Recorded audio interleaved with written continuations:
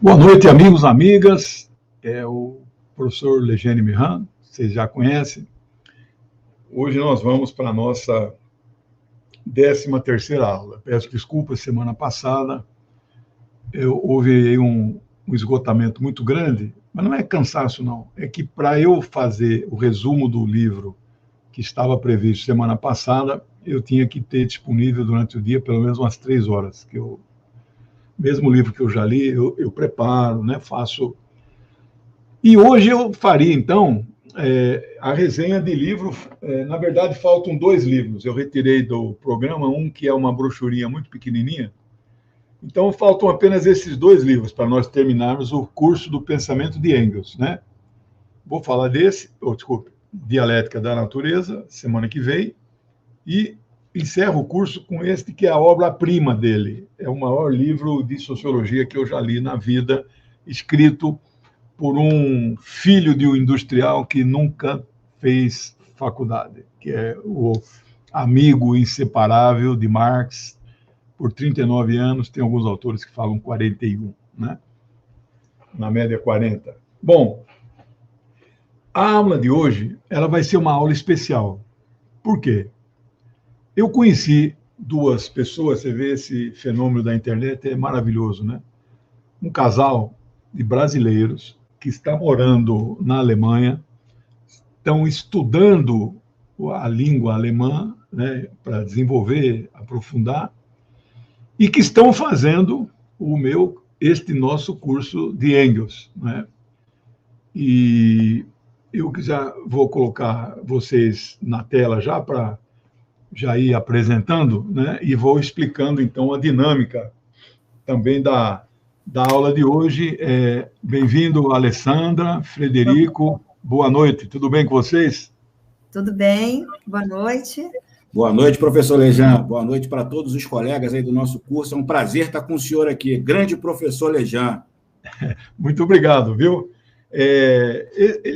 Esse canal meu e mais 10 canais parceiros são canais pequenos, eles dão aí no máximo 1.000 visualizações, mas este programa é retransmitido pelas 2 maiores TVs de streamer do Brasil, onde eu sou colaborador, que é o 247 e a DCM TV, feminino lá, DCM TV, A, né? E o 247. Então, ali dá 20.000 visualizações. Então, vocês já vão ser popstar, viu?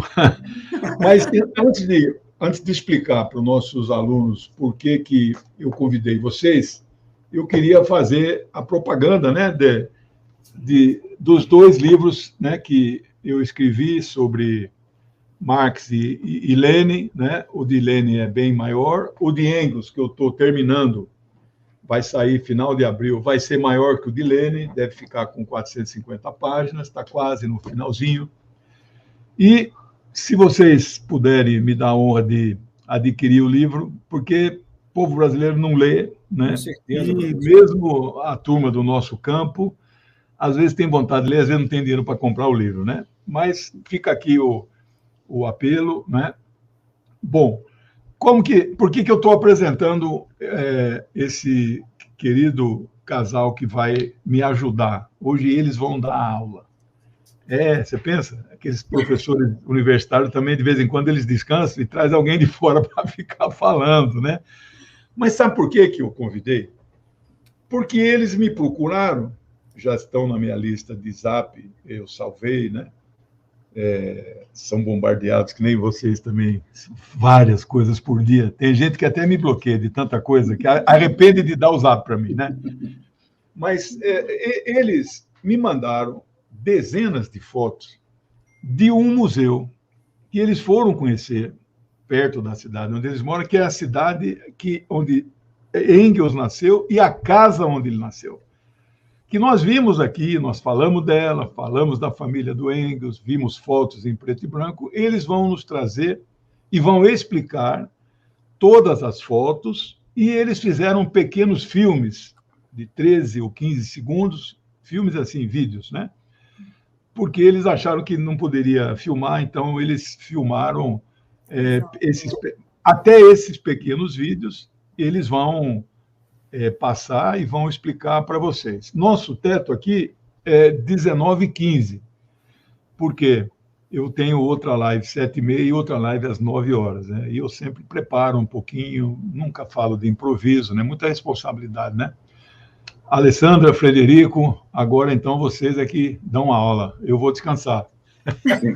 Professor, primeiro agradecer ao senhor, dizer que é uma grande honra para nós estar aqui, tá? Obrigado. Dizer que o senhor é uma luz para todos nós que precisamos ter conhecimento sobre tudo que se acontece no mundo, sobre as questões de geopolítica, sobre Engels e Marx. Eu sou um iniciante nesse estudo, tá? Confesso que não tenho muito conhecimento, mas o pouco conhecimento que eu vim adquirir com o senhor está me trazendo uma grande percepção de como funciona o mundo e o que o pensamento de Engels e Marx estão, vamos dizer assim, atuais, nos tempos atuais, né? Principalmente aqui na Alemanha, que é um país que o Estado é muito forte, que nós temos aí algumas curiosidades para contar para os nossos colegas aí de curso, e que isso, acredito eu, professor, pode ser levado para o Brasil a partir de 2023,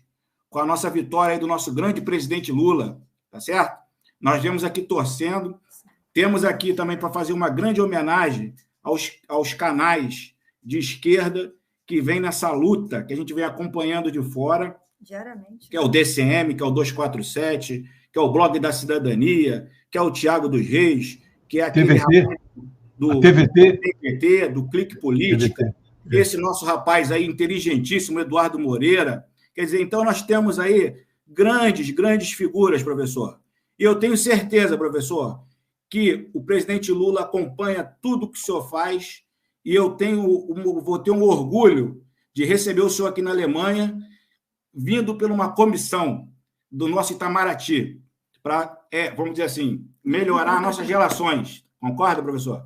Então, a partir daí, eu acho que a gente pode criar alguns paralelos e poder trazer assim, uma imersão para os nossos colegas aí do curso aqui na Alemanha, tá bom? A Alessandra não vai falar muito, não. Entendeu, professor? Ela é só para... Ela vamos dizer assim, é assessora, é minha assessora da internet, que a gente não conhece muito, né, professor? Então, e ela gosta, ela me acompanha em tudo, é minha companheira.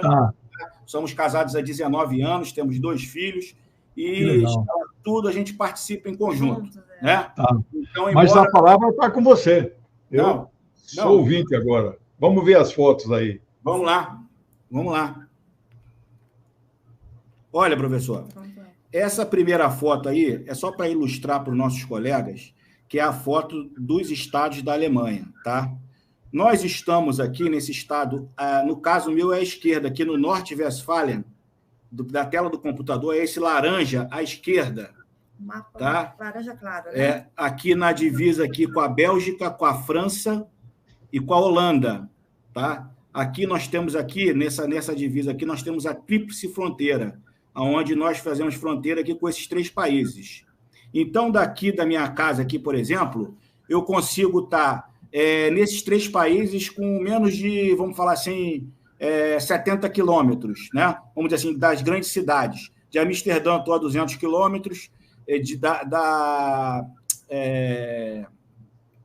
Amsterdã 200 quilômetros, da Bélgica 150 quilômetros, da sede da União Europeia, né? Como é que é, professor? Bélgica. Da Bélgica, sede da União Europeia, né? E aqui nós temos, para o lado de lá, são 7 países que fazem fronteira com a Alemanha, mas esse estado que nós estamos aqui, professor, é o 2º maior estado alemão, tá? É o estado que nós temos aqui 17 milhões de pessoas, e é onde está localizada a cidade do nosso amigo aí, do nosso grande Frederic Engels.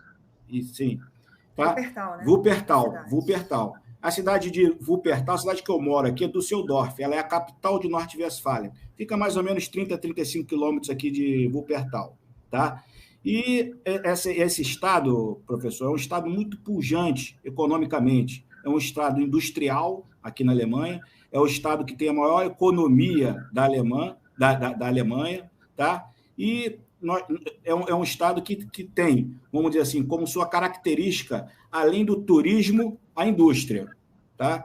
E a cidade do Friedrich Engels é uma cidade também muito importante aqui no nosso estado, e que, na verdade, professor, todas as cidades aqui desse estado, na Alemanha, ela tem uma grande interligação entre as cidades, uma grande infraestrutura.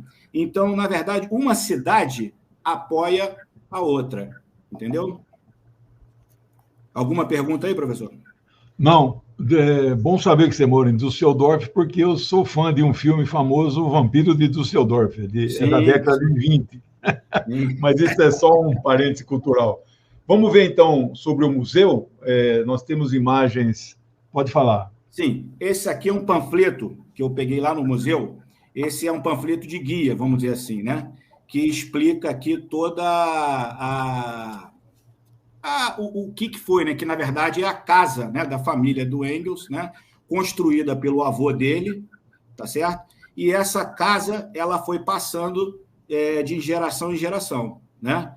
E ela é uma casa, professor, assim, muito, vamos dizer assim, imponente, tá? Na verdade, até para a época, eu achei assim que realmente eles tinham muito dinheiro, porque luxo, né? Muito luxuosa, muito luxuosa, tá? É uma casa assim que você vê que foi construída com muitos detalhes de arquitetura, muitos detalhes de pintura. Quer dizer, você vê que era uma família realmente de posses, né?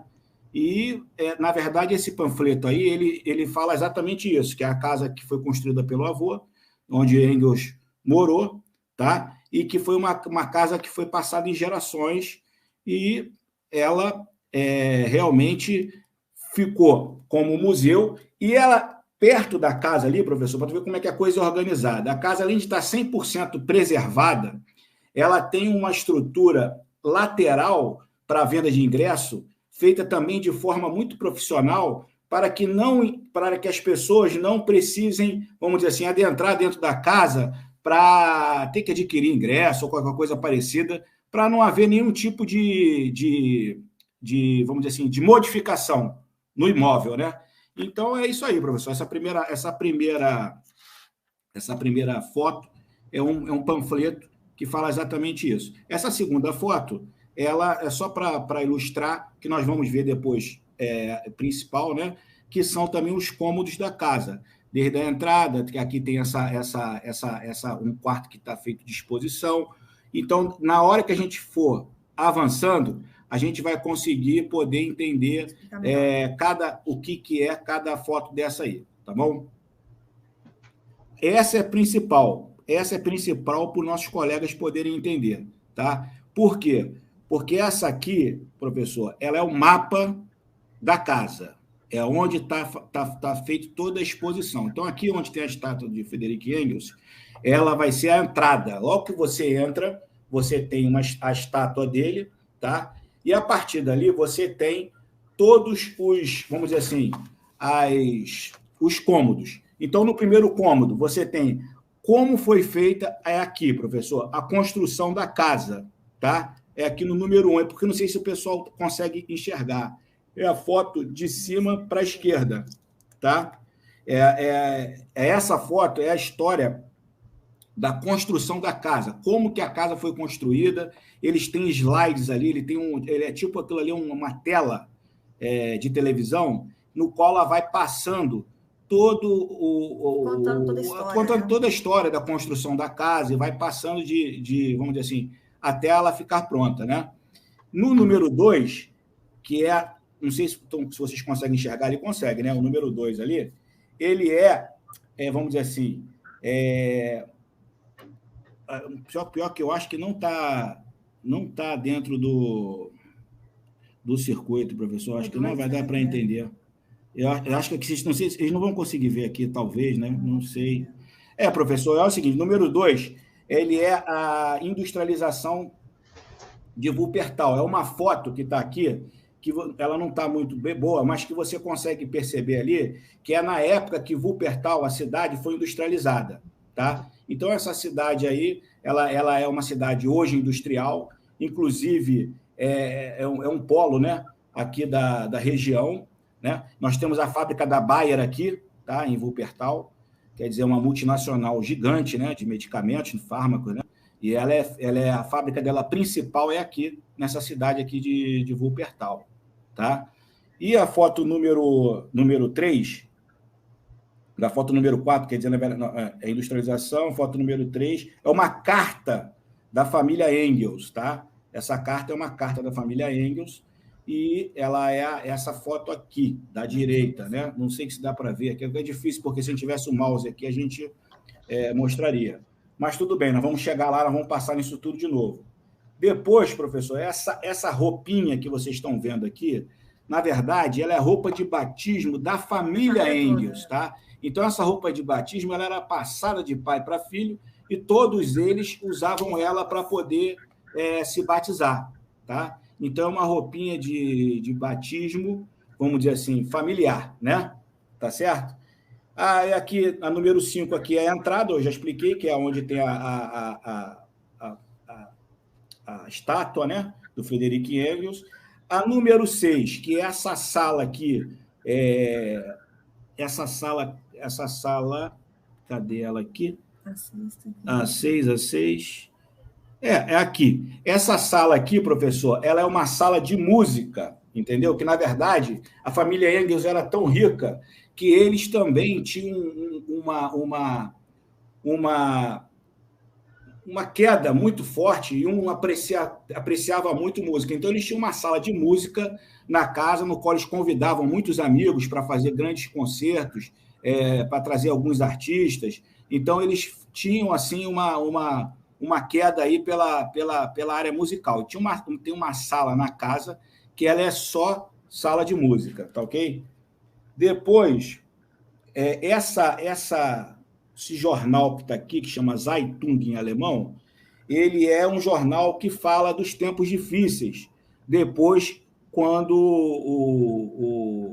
a burguesia, né, industrial na Inglaterra massacrava os trabalhadores, né? Então, eles tinham muita dificuldade aí na sobrevivência, né, professor? Então, na verdade, esse jornal ele traduz isso, tá ok?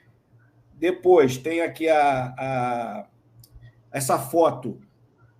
Tem uma outra foto aqui que também traduz a Manchester, na época da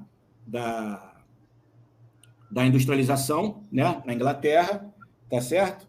E, no final, professor, essa pintura aqui, que na verdade...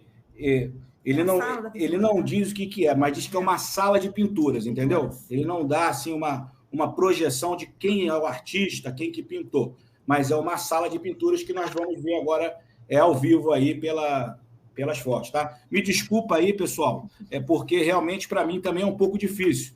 Eu, na época que eu passei as fotos para o professor, eu também não sabia que ter essa repercussão que o professor ia me convidar para apresentar. Então, se eu soubesse que eu ia fazer essa apresentação, eu teria feito um trabalho melhor, né? Filmado, tirado. Está ótimo, está ótimo. Vamos ver as fotos agora. Né? Para conseguir explicar. Esse aí sou eu, esse que vos fala. Tá? Essa é a entrada, né? É a entrada. É a entrada aí da casa. Eu não sei se a gente consegue uma foto histórica da casa lá em preto e branco, que nós mostramos lá no curso. Só para depois a gente comparar, né? E essa aí é a estátua que fica na frente do museu. Isso, é a estátua que fica na frente do Friedrich Engels, né? Uma estátua maravilhosa, deve ter aí por volta dos seus 4 metros, entendeu, professor? E está muito bem cuidado, assim, tem um belo jardim ali, tem uma praça, se você ver a casa está no final lá. E eu acredito, professor, porque eu também não tive tanto conhecimento, mas que a casa do lado, que ela estava fechada, que é da família também, tem um museu industrial, entendeu? Onde tem as máquinas da família. Tá? Sim. Tem as máquinas da tecelagem da família, só que estava fechado. Tá? Então, na verdade, eu acredito, só estava aberto o do lado esquerdo. Então, são 2 casas iguais. Uma tem um museu industrial, que é das máquinas da família, e o segundo é o da casa que a família morava, tá certo? Você sabe se o ano que a casa foi transformada em museu? Professor, eu sei que é onde que ela foi construída. Ela foi construída eu até anotei aqui, professor. Ela foi construída nos anos 1700, né? 1775 que ela foi construída. 1775, é. Agora, quando ela foi transformada para museu, realmente eu não tenho essa informação, professor. Mas a gente pega e depois informa o pessoal. Mas vamos continuar com as fotos aí. Vamos ver. Tudo bem, vamos lá. Esse daí é uma placa, né, professor? Que é onde ela fala o seguinte aqui, é o grande filho de Wuppertal, Friedrich Engels, tá? E aí ele fala aqui, explica tudo, e tem em alemão esse dizer, tá? E tem também em chinês, aqui embaixo, aqui, não sei se você está vendo aqui, tá ok? Então nós temos aqui nas duas línguas, em alemão e chinês, aqui fazendo uma homenagem a Friedrich Engels, tá? Vamos. Esses dois aí são os ingressos. Ah! Tá. O pessoal sabia pagou quanto a entrada? É 4 euros. Isso dá uns R$25, mais ou menos. Multiplica por 6, professor. Vai dar... Não é muito caro, não. Não, tá certo. não. Vamos lá? Vamos. Essa daí, professor, é o seguinte, ela é uma placa que ela fala exatamente sobre a família, tá? Começa aí uma exposição que você tem de várias, vamos dizer assim, placas, né, que na verdade são de acrílico, parecida, que elas vão dando uma conotação de toda a história, tá? Então, essa placa aqui, ela fala da família e... Alessandra, pega aqui o que tá, para mim conseguir ler aqui que fala. E ela dá uma conotação de quando a família começou, né? E até onde, até o final, quando o Friedrich Engels faleceu, né? Tá certo? Então essa placa ela dá essa primeira conotação da história familiar de Friedrich Engels. Vamos lá, Alessandra, o que a placa fala? Ela fala sobre o avanço social da família, né? Que começou com Johann Gaspar, né? Johann Gaspar, que era o avô dele, né? Johann, né? Em alemão, né? Johann, né?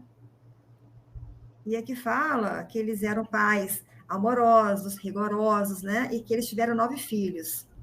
Então, fala um pedaço da família, né? Um pouco dos filhos. Tá aqui o nome de cada um. O que mais aqui? Na verdade, professor, ele dá aqui um resumo da família, tá certo? Dos 9 filhos e do quem começou, que é o Johann, né? São várias cartas da família. Tá certo? Não, mas vamos rápido, porque tem 45 fotos, né? Vamos lá.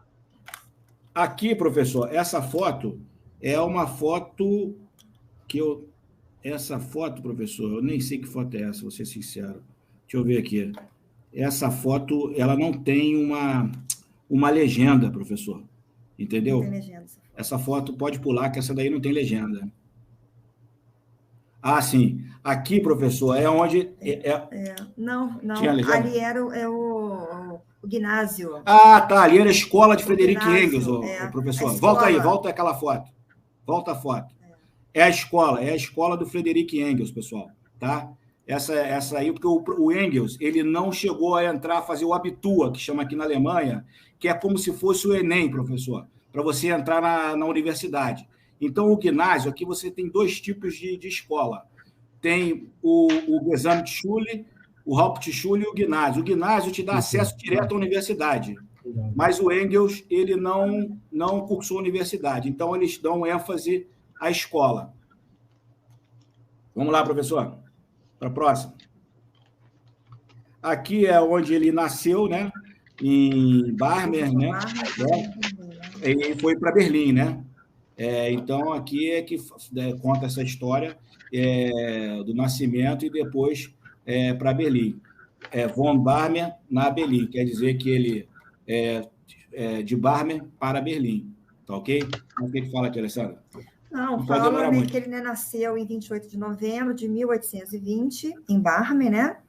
E ele foi o primeiro dos 9 filhos do empresário Friedrich Engels, sênior, e sua esposa Elizabeth. Entendeu? Então, é 1820 a 1838.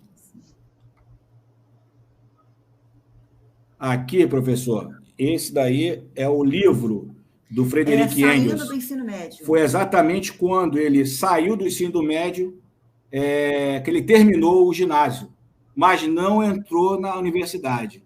Foi quando ele frequentou a escola municipal de Barmer, né? Em 1829 a 1834.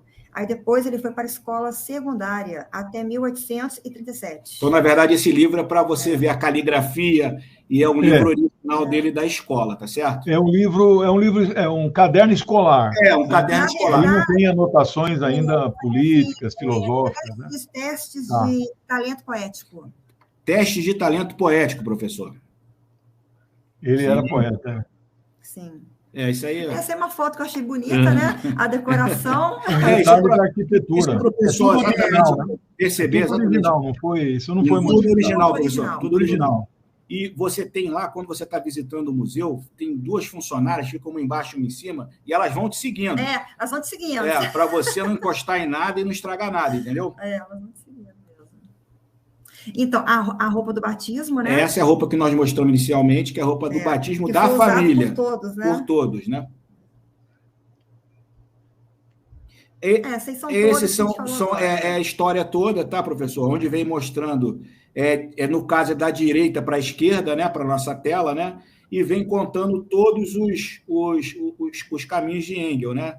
E passando ali pela Inglaterra, né? Já explicando toda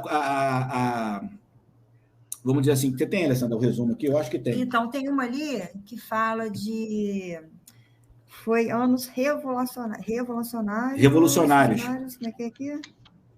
Foi em 1544. 1544 a 49, foi realmente a Revolução, entendeu? De 48, né, professor? O senhor me corrige. 48. A Europa inteira foi sacudida, é chamado Ano das Revoluções. Né? Isso aí. Então, é os anos revolucionários, né, onde ele conheceu o Karl Marx, né? Não, deixa-me aqui, Karl Marx, entendeu? E aí, professor, e cada quadro desse aí tem uma história, vamos dizer assim, resumida, né? Bastante resumida. É que para mim é difícil, professor, porque eu não tenho o seu conhecimento. Se eu soubesse, eu já estaria... Não tem problema. Vamos passando mais rápido um pouquinho. Tá bom. Vamos lá. E aí, vamos lá, professor. 1869. Já foi. Esse também é uma escultura, né, professor? Que você pode ver a riqueza da casa, né, em si, tá certo? Para a próxima. Tá. Aqui, professor, a sala de música, a sala de música, tá? Então você vê que aqui tem as partituras, né? E que eram usadas na época, né? Na casa de Engels.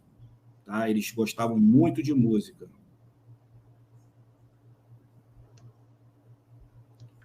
Esse, vamos lá. Esse aí... Tá aqui. Não. Espera aí, professor. É esse aqui. É o pai dele? É o pai. Eu acho que esse aí, o professor, que esse é o José, é o avô. É o Johann. É o Johann. Johann. Tá? Sim. Próximo. Essa é a avó. A avó. Maria Catarina. Aí também um detalhe da porta. O detalhe da porta, o detalhe do lustre. A porta, assim, eu não sei qual a altura deles, mas a porta passava assim, pertinho. É baixo, professor? É muito baixa as portas. Muito baixa.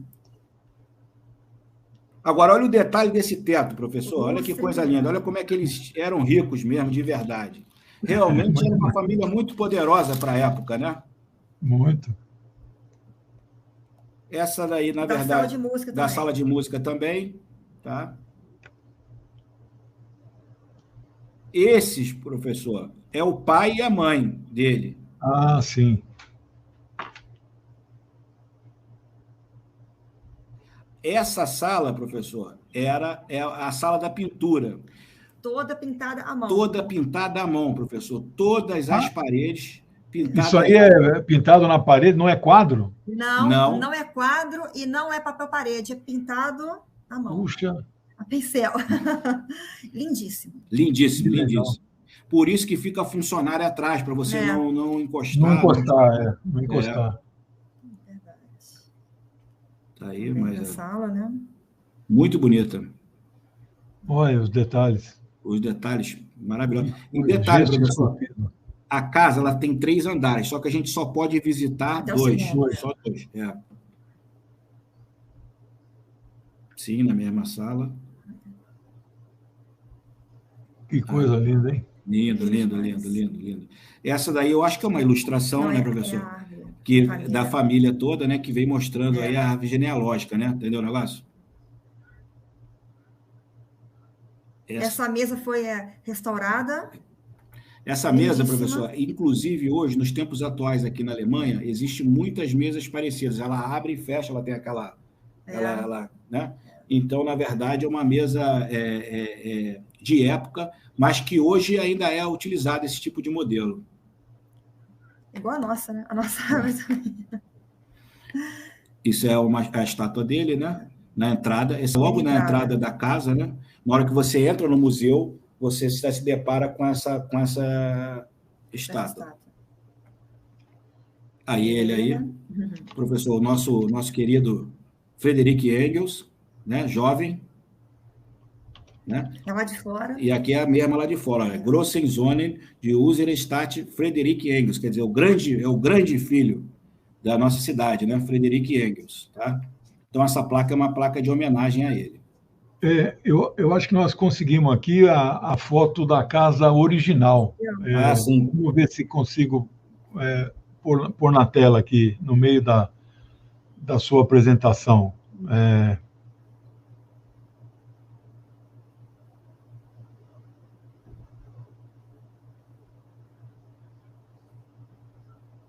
Não, acho que não estamos conseguindo. Agora vai. Sim. Mas essa aí é a casa? Não, na verdade, professor, eu acho o seguinte, eu acho que a parte da esquerda, sim, mas eu acho que esse meio aqui... A outra é outra coisa, mas tem uma foto de frente da casa. Então, essa parte aqui é a parte do container, aonde que tem um container que vende os ingressos, vende livros, entendeu? Entendi. Sim. A biblioteca dele está na casa, no museu? Não. Não.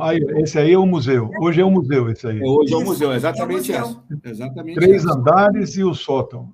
3 andares e o sótão. E, na verdade, o museu casa, fica... Rapaz? Rapaz, professor, é assim uma coisa espetacular. É espetacular. Bom, eles eram 9 filhos, você falou, né? 9. Então tem que ter uma casa grande mesmo, né? Os cômodos bastante grandes também, né? Pô, muito bacana. Grande, E linda, Mas né? tá bom, vamos voltar lá nas fotos. Vamos ver onde nós paramos. O que é isso aí mesmo? Isso, na verdade, é uma placa de homenagem. Tá? Hier steht das Geburtshaus des Grossenzonen Unsere Stadt Friedrich Engels. O que quer dizer isso? Aqui que foi o nascimento do grande filho da nossa cidade, Friedrich Engels. E ele é o cofundador. Professor, ich spreche ein bisschen Deutsch, ok? Nossa, fala direitinho. Sprechen Sie Deutsch? Ja, ich spreche Deutsch. Aber ein bisschen. O povo da cidade tem orgulho do filho, né? Sim.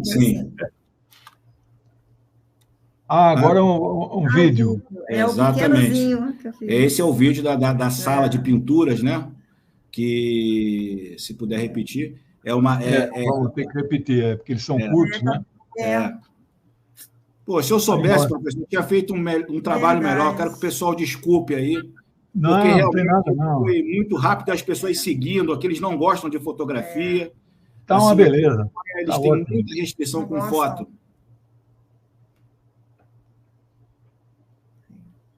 Aí os detalhes das paredes pintadas, né? Sim.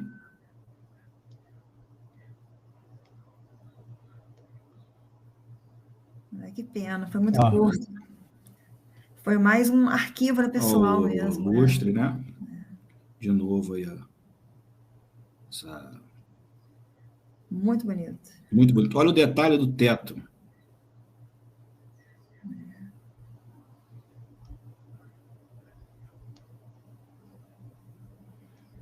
Passou um quadro ali de uma senhora que acho que você não falou dela. Vamos ver se... Vê quem é essa senhora aqui. Calma aí, peraí, professor. Do lado dessa aqui, esse quadro menor.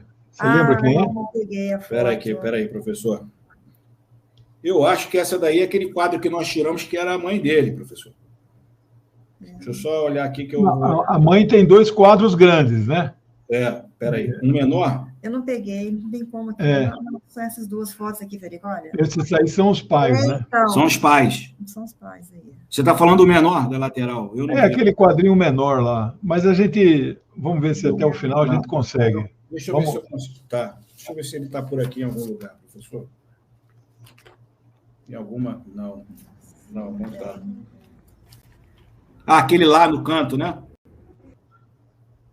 Sim. Então vamos para a próxima. Aqui, olha, esse aí. Sim. Mas depois a gente vê. Tem mais vídeos e mais fotos? Eu acho que tem mais alguma coisa aí, professor. Não, eu acho que foi tudo. Já foi tudo, já foi. Olha a porta. Essa é a porta. Eu nunca vi porta esculpida. Que coisa, hein? Sim. Muito bonito, muito bonito. Bom gosto, né? Esse aí no canto, quem que é, será? É ele. É ele. É ele jovem? É ele jovem, Que porta, né?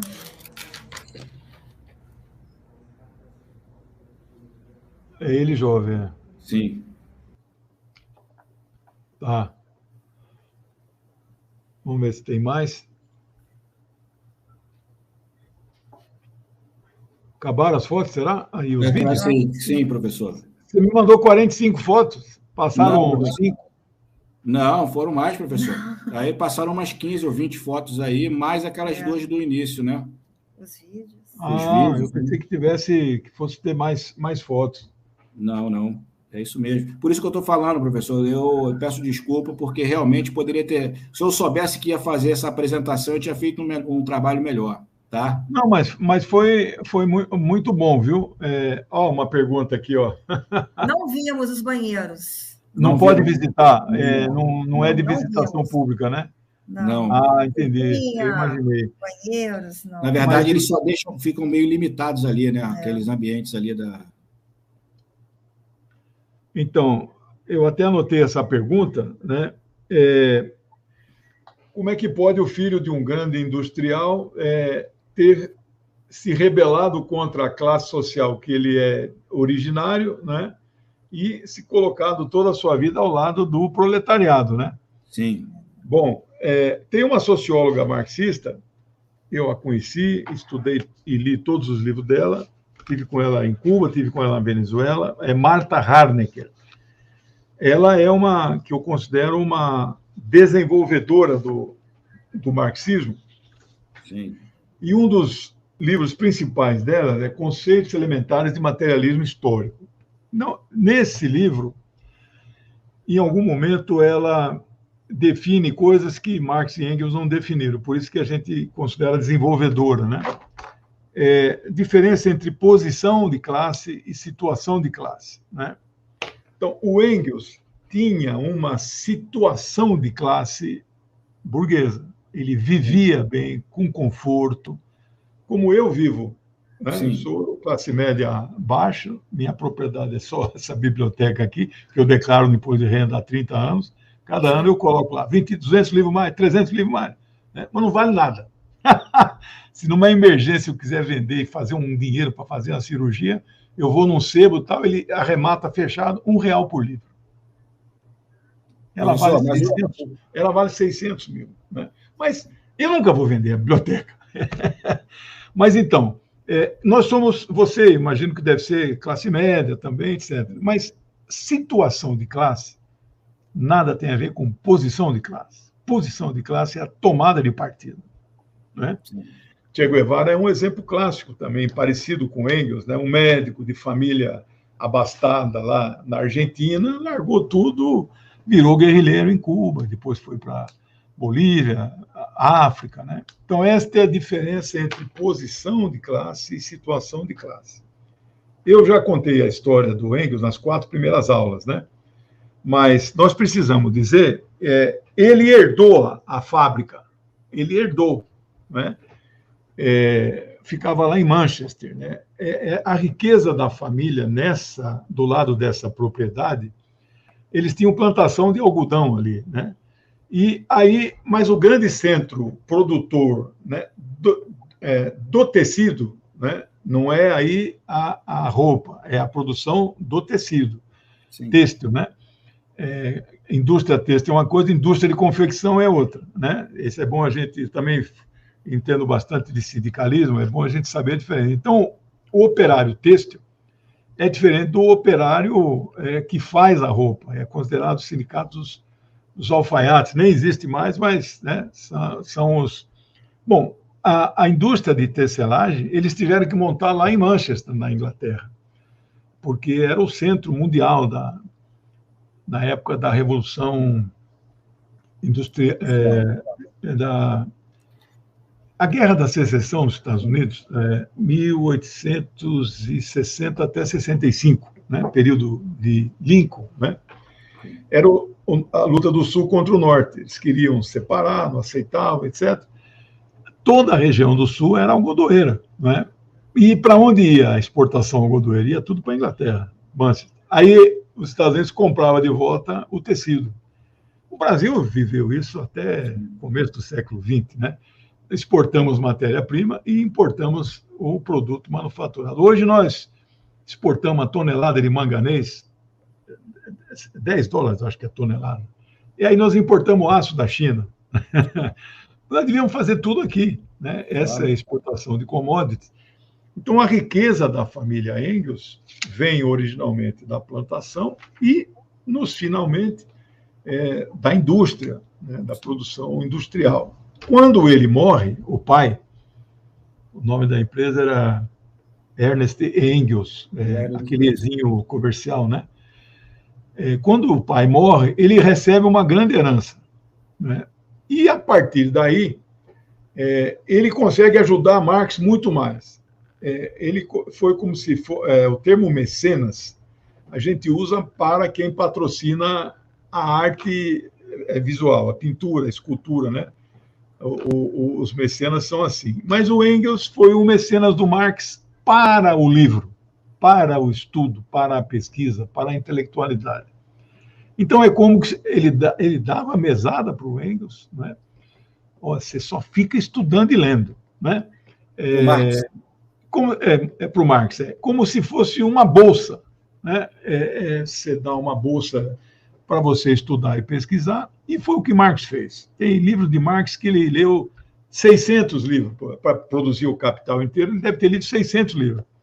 Lá na biblioteca de Londres, tinha um lugar dele cativo, que ele chegava 8 horas, 10 da noite ele ia embora, né?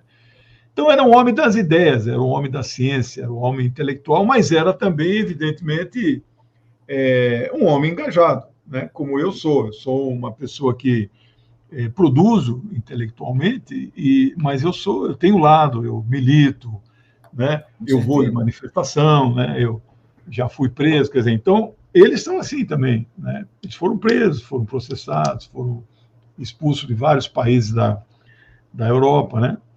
Então, aí, quando ele recebe essa herança, ele pode ajudar mais, e quando ele morre, em 95, ele descreve direitinho para quem que deve ir o dinheiro, né? Ele morre 12 anos depois de Marx. Aí ele diz, tanto para Jenny, tanto para... Ele doa boa parte para as filhas de Marx. Ele não teve filhos, né? Ele doa para as filhas e doa para... tinha um dos genros dele, que era o Paul... do Marx, era o Paul Lafargue. Era um cara muito internacionalmente respeitado, conhecido, né? Então, a explicação de filho de empresário que dedica-se a estar ao lado da classe na qual ele não é originário. Eu costumo dizer, eu também sou filho de pequena burguesia, média burguesia, eu sou um traidor da minha classe de origem, porque eu decidi estar ao lado de outra classe, do proletariado, né? Teve um outro nosso aluno aí que perguntou se eu vou fazer o resumo do livro. Eu falei no começo, né? Nós vamos resumir. Este não é o maior livro do Engels, mas é o mais importante. Este livro não é o último que ele escreveu, mas eu vou deixar para a última aula para fechar com um grande finale aí, né? Professor, mas Oi. eu posso fazer um adendo aí? Claro. Que eu penso o seguinte, eu como iniciante, como nossos colegas, eu acho que é muito importante isso, porque o senhor já é uma lenda, vamos dizer assim, o senhor já é, eu tenho um conhecimento, não. O senhor é o nosso, vamos falar assim, nossa luz, né? Não, a gente possa conseguir chegar no conhecimento. A gente que tem um conhecimento, às vezes, um pouco limitado, mas que eu estou começando agora a entender, o que a gente consegue enxergar, professor, é o seguinte: ou nós mudamos de lado e vamos ajudar aos nossos companheiros, ao vizinho, à população de um país, à população de uma cidade, ou a pessoa entende que realmente a classe social que tem que prevalecer é o proletariado, em termos de domínio de poder, nós não vamos conseguir chegar a lugar nenhum. Por quê, professor? Hoje, aqui na Alemanha, por exemplo, as pessoas elas têm muita consciência de classe. Tá? Embora seja um país supercapitalista, é um país que não é um capitalismo selvagem. Tá? Você tem uma série de dificuldades aqui por causa de cultura e tudo. Mas a questão de organização e de transferência do Estado para as classes do proletariado ela é muito grande e imediata. Na Alemanha, por exemplo, nenhuma pessoa fica desempregada sem dinheiro, independente do tempo que ela ficar desempregada. Então, se ela está desempregada, ela vai estudar, ela vai fazer curso e o Estado vai bancar, não 6 meses, 2 meses, pode ser até 10 anos ou 20 anos, se a pessoa não tiver capacidade. Então, se me permite fazer alguns complementos ao que você está falando, é muito importante, né? O Estado alemão, o Estado alemão atual é herdeiro da República de Weimar, de 1920, quando já tinha as potências vencedoras já tinham assinado em 19 o Tratado de Versalhes, que ali começou a Segunda Guerra, né? Eles humilharam a Alemanha com perdas territoriais, com indenizações, né? Em 20, a social-democracia alemã assume o poder na Europa e vai governar por 13 anos, a partir de 20. E Max Weber, né, um dos gurus da minha sociologia, da minha ciência, o Weber é o fundador da social-democracia. Ele morre exatamente no ano que instala a Assembleia Nacional Constituinte. Esta Constituição, evidente que eles já devem ter feito aí 2, 3 depois. Mas os princípios basilares disso que você falou, estado de bem-estar social, de proteção, eles permanecem até hoje.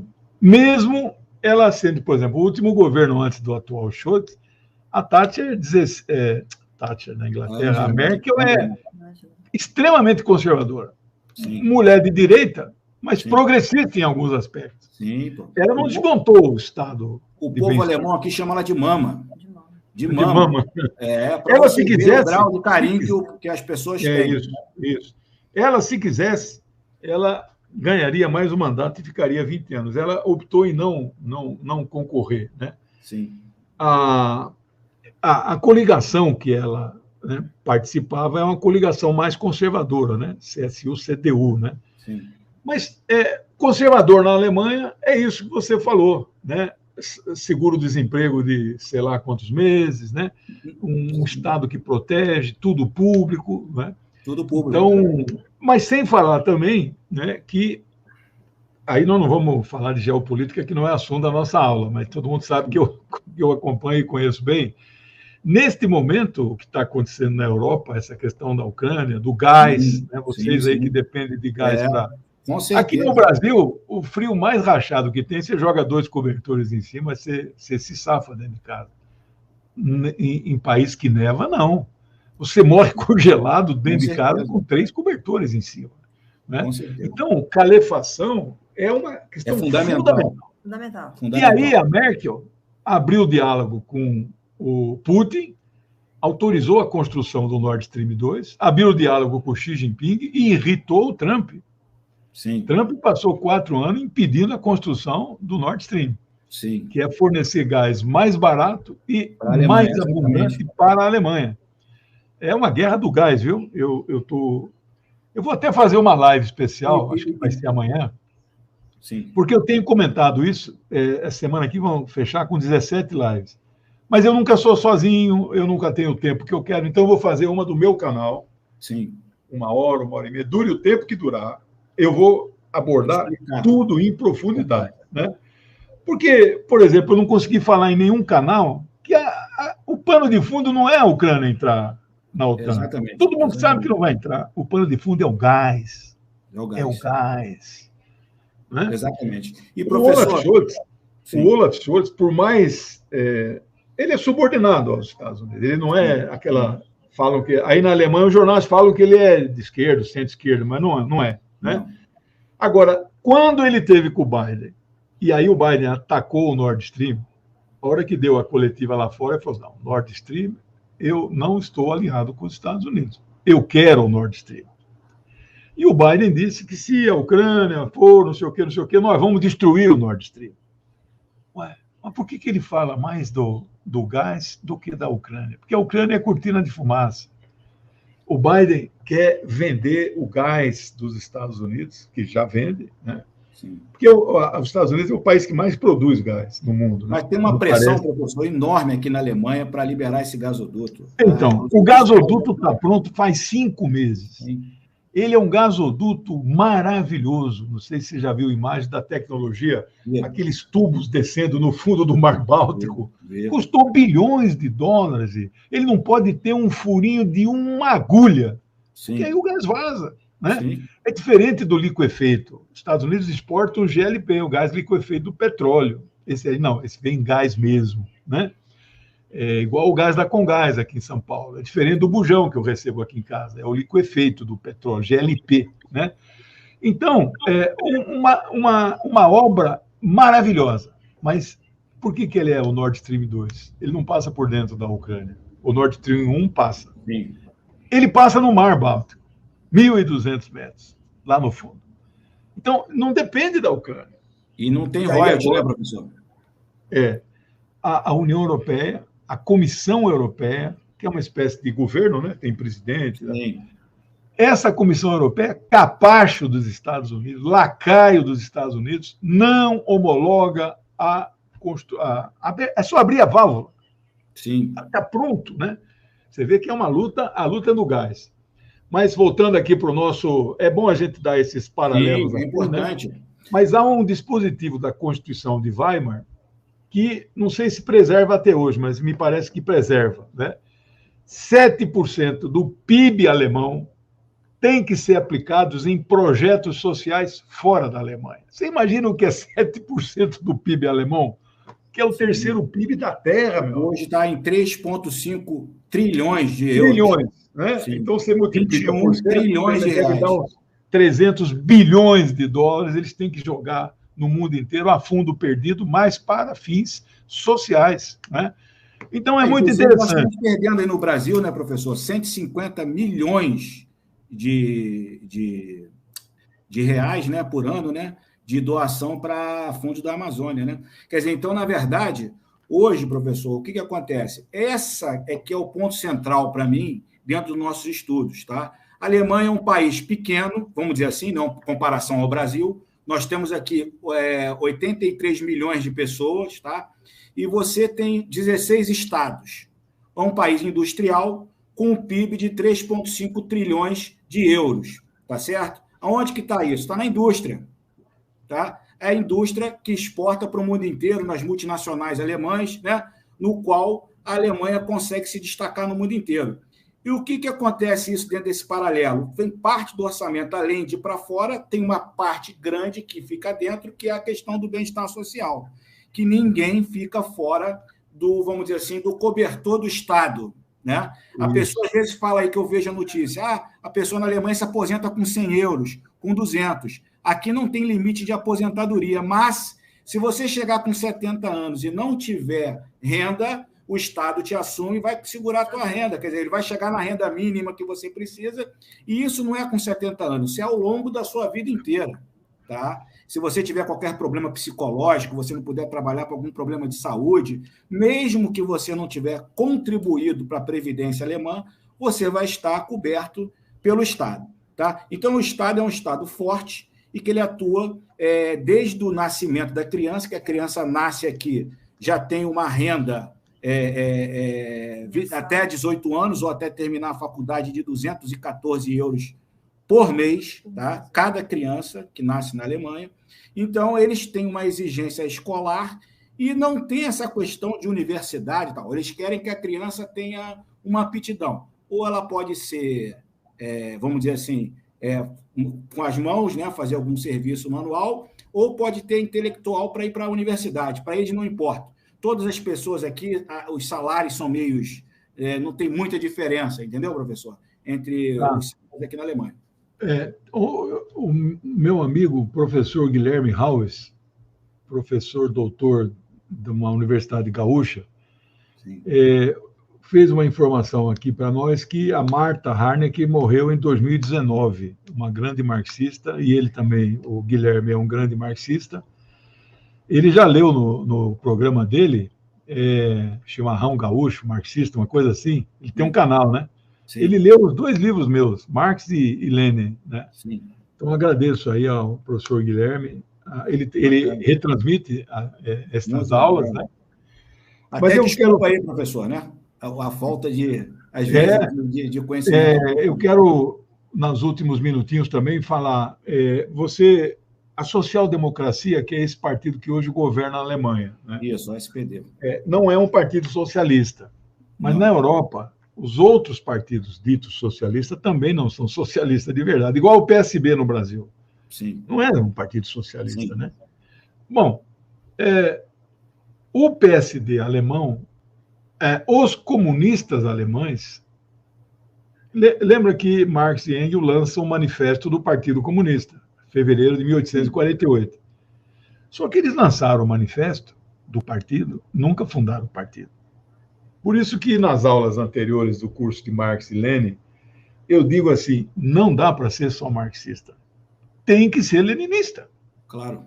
Se um cara bate no peito, né, eu sou marxista, na academia está cheio, viu? Tem alguns professores que...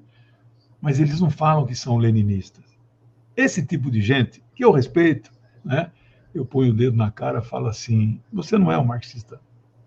Porque não dá para ser só marxista.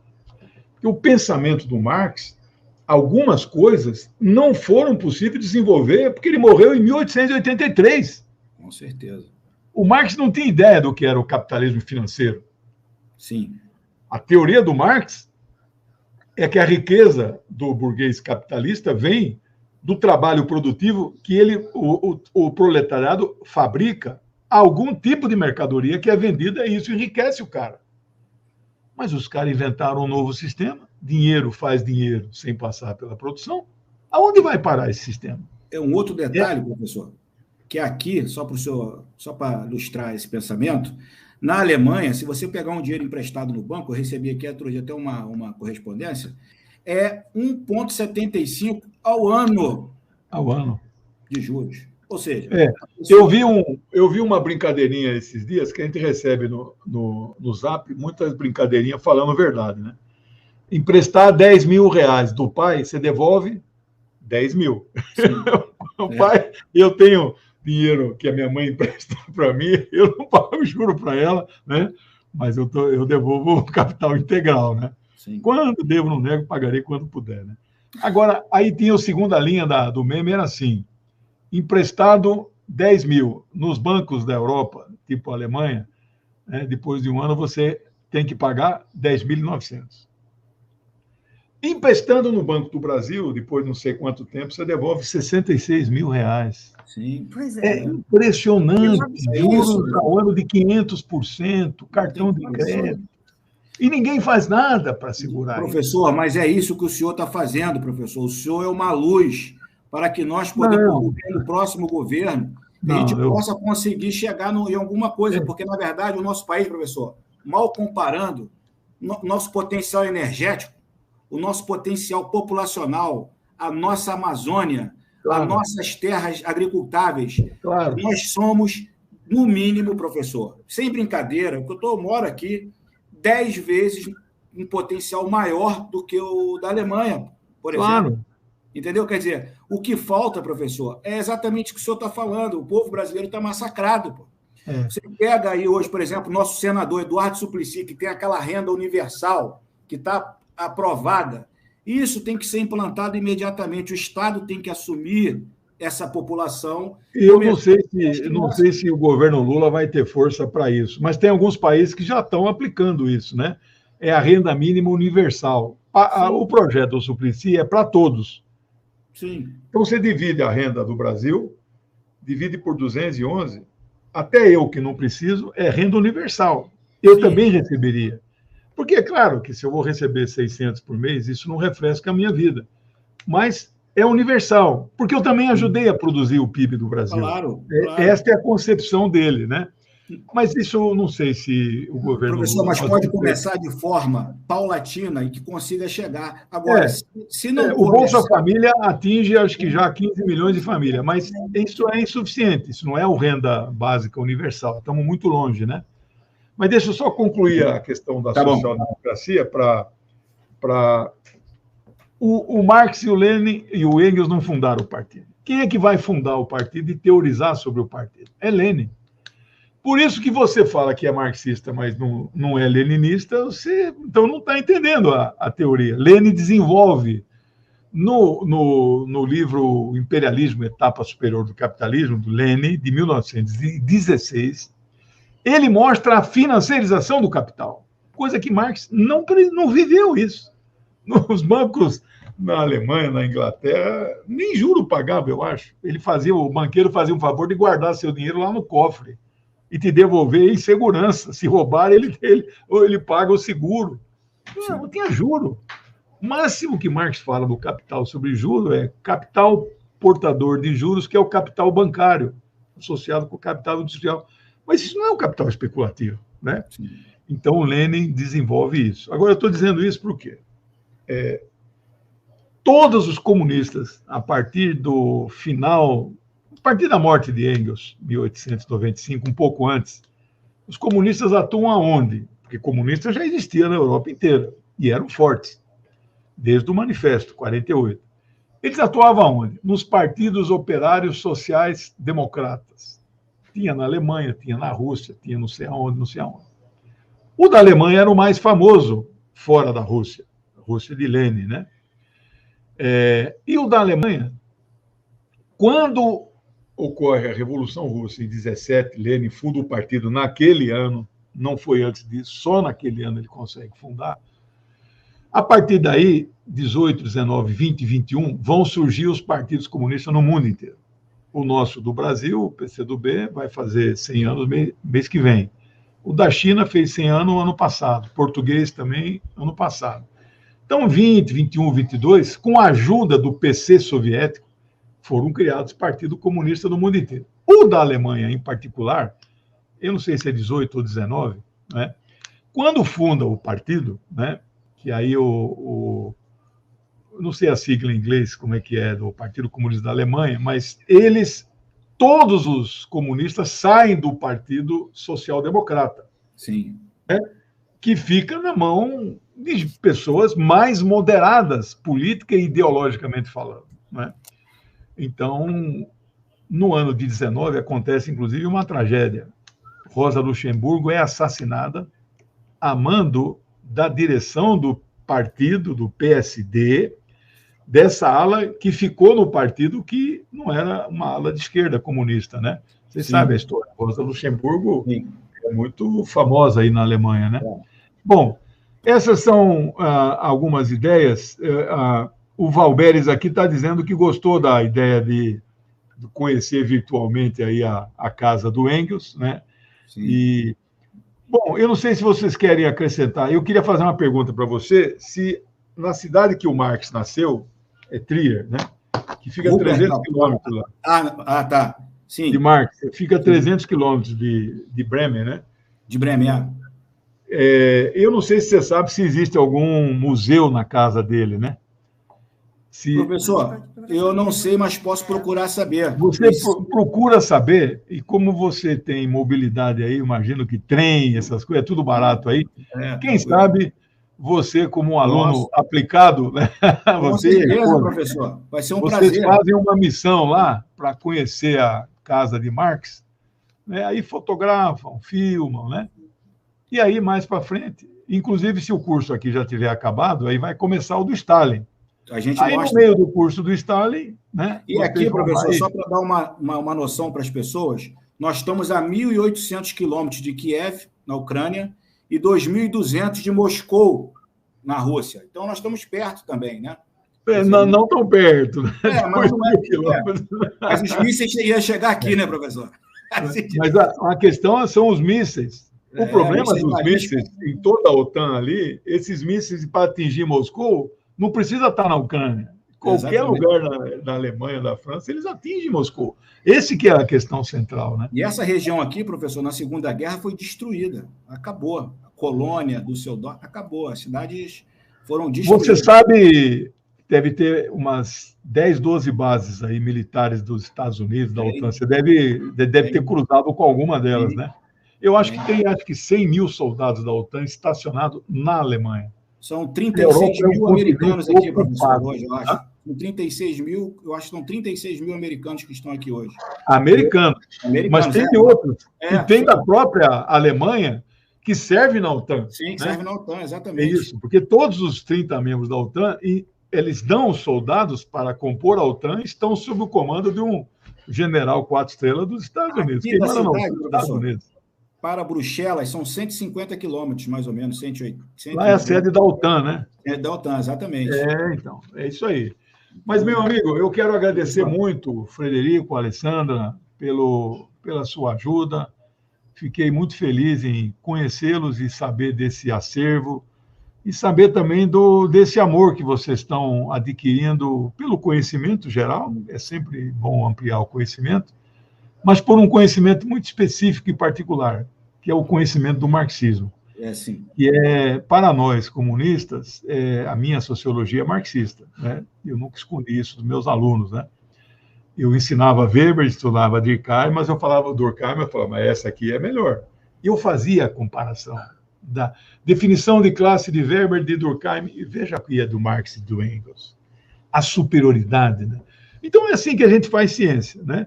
E eu, como marxista, eu chamo o pensamento marxista, né, de ciência da sociedade. Ele conseguiu estabelecer leis gerais do funcionamento dessa sociedade e do seu desenvolvimento, né? Então é maravilhoso. Então vocês podem, inclusive, pegar as aulas retroativas dos cursos de Marx e Lenin, né? Tem lá a playlist nos canais parceiros. E aí vocês vão olhando aos poucos, né? Com certeza, agora, a gente está sempre acompanhando. Como nós resumimos aqui os livros de Engels, e no Lenin eu resumi todos os 9 livros deles, não significa que você está assistindo uma resenha de livro eletrônico que você vai deixar de ler o livro. Agora, às vezes, o cara não tem tempo de ler. Aí eu recomendo ter cheio de canais aqui no YouTube, canais que em meia hora, 40 minutos, eles resenham livros. Sim. Né? Porque o cara não leu a vida inteira, vai ler depois. Então, às vezes, eu recomendo, se você não for ler o livro original, assista a resenha eletrônica ou, no limite, dependendo do assunto literário, assista bons filmes que conseguem produzir, por exemplo, Ana Karenina, Guerra e Paz, Tolstói, né? O Guerra e Paz eu tenho aqui 1.200 páginas. Sim. As pessoas gastam 2 anos para ler um livro desse. Então, assista um filme de 4 horas. Verdade. A reconstrução de época é muito boa, mas é isso. E isso, professor? A prioridade é ler o livro original. Tá. Se puder ler na língua original, melhor, mas aí é mais difícil. Russo, alemão eu não domino, né? Muito superficial. Depois, se não der para ler o livro, procure resenha eletrônica, assista a aula, mas com caneta e papel na mão, anotando. Sim. Do lado do meu poltrona de leitura, onde eu assisto os canais militares do YouTube, filosofia, tem um caderno do lado. Sim. Achou uma coisa interessante? Eu marco na hora, né? Aí depois Aí vira, né, estes manuscritos, viram os roteiros né, a partir daquilo que eu estudei, é estudo isso. Né? Com certeza. E no limite final, se você não consegue também assistir essas resenhas eletrônicas, porque tem resenha eletrônica de todos os grandes livros. É maravilhoso os canais de YouTube. Eu sou seguidor de uns 20 canais de leituras, né? Aí na Alemanha eu sou fã ardoroso, né, do Goethe. Goethe é o maior escritor da Alemanha, Wolfgang Goethe, né? Então, se você não leu ainda, eu recomendo que você leia, se possível. Professor, Fausto de Goethe é o principal. Em comemoração à vitória russa de hoje, a nossa cachorra Laika, que foi a primeira cadela que foi para o espaço, né? Então, nós colocamos esse nome russo em homenagem a ela. Inclusive, professor, muito bem, eu tenho amigos aqui russos e ucranianos, tá? Que se dão muito bem e todos eles falam russo. Então, na verdade, é aquilo que o senhor vem explicando. É uma cultura só, né? E todos, no final, tudo que vinha sendo propagado, vamos dizer assim, desagou no que o senhor vem explicando durante todas essas 2, 3 semanas aí com relação a esse conflito. Professor, o senhor está de parabéns. Tá? Obrigado, Alessandra. Obrigado, Frederico. Um abracinho aí na nossa cachorrinha Laika. E meus amigos e amigas que nos patrocinaram, nos presenciaram, nos deram a honra, agradeço mais uma semana junto. Semana que vem voltamos. Um beijo para todos aí. Obrigado, Alessandra e Frederico. Tchau. Tchau. Obrigada.